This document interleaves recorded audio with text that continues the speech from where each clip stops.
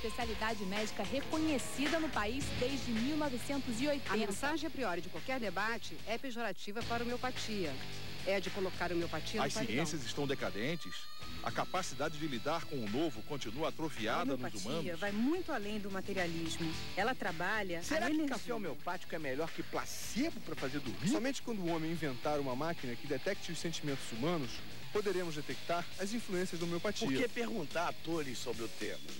O depoimento da moça também não vale como evidência? Por que não mostrar o outro lado? A homeopatia não é religião, ciência ou misticismo. O segundo capítulo da série começa agora e mostra um cientista genial, forte candidato ao Prêmio Nobel, que aposta toda a reputação dele para provar que a homeopatia funciona. Homeopatia, o teste. É uma série adaptada pelo Fantástico a partir do original da BBC de Londres. Uma edição especial do Horizon, Horizonte em português, o programa de jornalismo científico mais conceituado do mundo. O especial teve a supervisão de uma instituição super tradicional e respeitadíssima, a Academia Britânica de Ciências.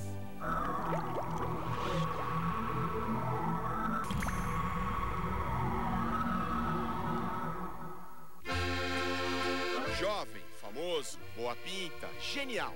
Assim era o cientista Jacques Benveniste nos anos 80. Eu era chefe de uma equipe muito grande, recebia muita verba, era uma pessoa de sucesso.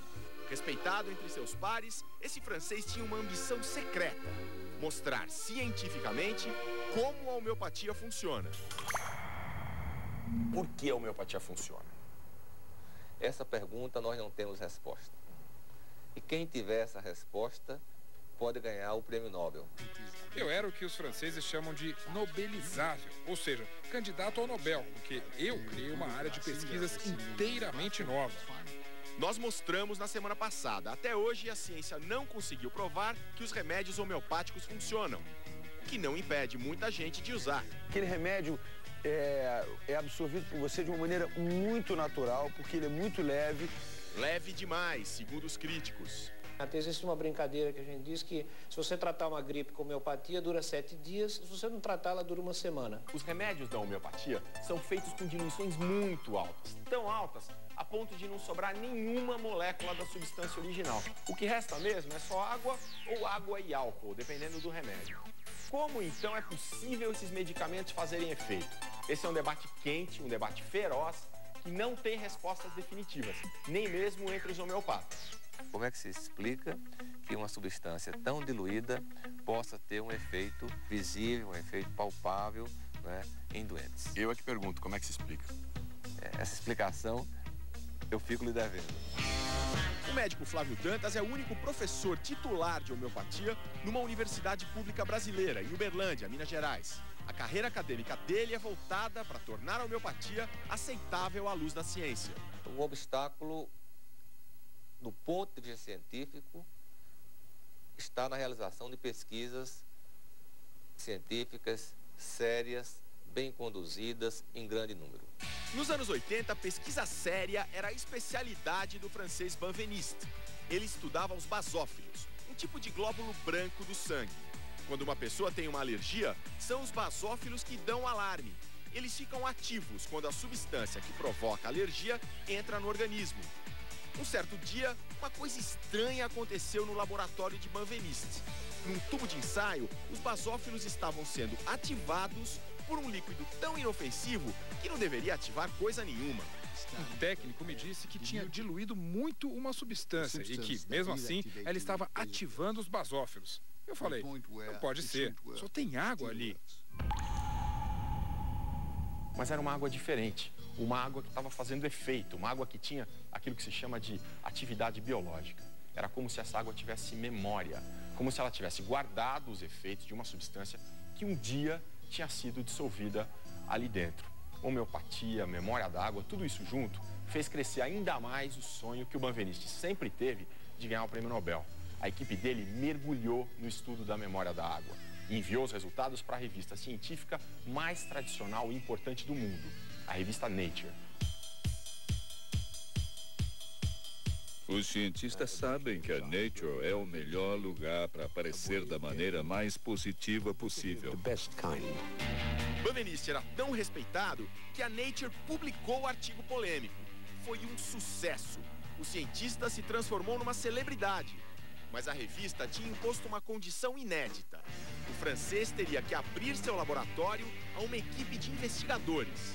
Confiante, Benveniste aceitou. Até hoje ele se arrepende. Sua carreira acabou ali. Meu laboratório virou um hospício. Os investigadores eram 3. Walter Stewart, um químico especializado em fraudes, John Maddox, editor da Nature, e James Randi, o mágico, o maior cético da Terra. Eu nem sabia quem ele era. Olhava nos meus livros e não encontrava nenhum cientista chamado Randi. A investigação foi rápida. Apesar de alguns resultados positivos no começo, logo o trio de céticos encontrou erros nos métodos científicos de Benveniste. As conclusões foram publicadas num artigo devastador na própria Nature. Dizia o título: A memória da água é uma ilusão. Decretaram que eu estava totalmente errado. Fui descartado, como um ator que sai de moda. Meu telefone não tocava mais. Mas nada disso abalou a homeopatia, que continua crescendo no mundo inteiro, por uma razão: a satisfação de milhões de pacientes. A gente vê que o paciente realmente está muito melhor e que houve ação do medicamento. Para quais doenças o senhor tem certeza absoluta que a homeopatia funciona? Na minha experiência, ela funciona muito bem em problemas alérgicos, em rinites alérgicas. Ela funciona na maior parte dos pacientes. É uma resposta que eles não tinham obtido com o tratamento convencional. Eu, por exemplo, tenho rinite alérgica de estar em estúdio, etc. Então, eu sempre sinto quando eu tenho que começar a homeopatia.